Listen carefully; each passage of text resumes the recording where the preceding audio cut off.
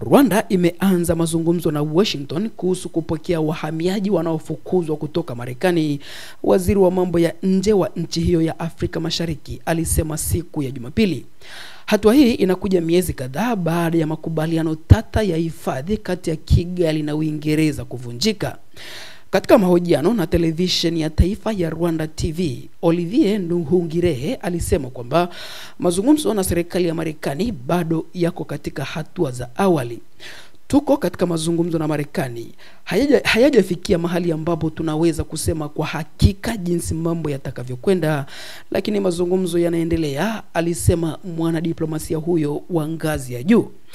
Rais wa Marekani Donald Trump aliendesha kampeni mwaka jana kwa ahadi ya kuimarisha sera za uhamiaji na kubatilisha kile alichokiona kama mtazamo mpole wa mtangulizi wake Joe Biden. Tangu aingie madarakani mnamo mwezi Januari mwaka huu, Trump ameongeza kasi ya kuwaondoa wahamiaji haramu na amekata ufadhili wa serikali kuu kwa maeneo yanayojitangaza kuwa hifadhi kwa wahamiaji. Kwa mujibu wa shirika la habari la Reuters, mkimbizi wa Kiiraq aliyekuwa ameshapewa makazi alifukuzwa hadi Rwanda mwezi uliopita, huku mahakama ya juu ya Marekani ikizuia kwa muda kufukuzwa kwa wahamiaji wa Venezuela waliotuhumiwa kuwa na uhusiano na magenge ya uhalifu. Wakati wa kikao cha baraza la mawaziri katika ikulu ya White House wiki iliyopita, waziri wa mambo ya nje wa Marekani Marco Rubio alisema kwamba Washington inatafuta kwa bidii nchi nyingine zitakazokubali baadhi ya watu wa kuchukiza zaidi waliotambuliwa kwa ajili ya kufukuzwa kutoka Marekani. Na kadri wanavyokuwa mbali na Marekani ndivyo bora zaidi ili wasiweze kurudi kupitia mpaka, alisema waziri huyo wa mambo ya nje wa Marekani Marco Rubio.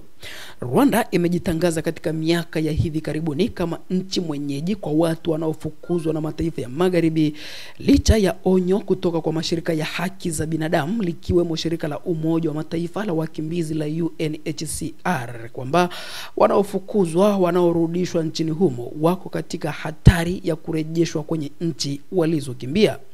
Mahakama Kuu ya Uingereza pia ilitangaza mpango huo kuwa ni kinyume cha sheria, ikihitimisha kuwa Rwanda si nchi salama ya tatu kwa ajili ya kuwahifadhi wakimbizi.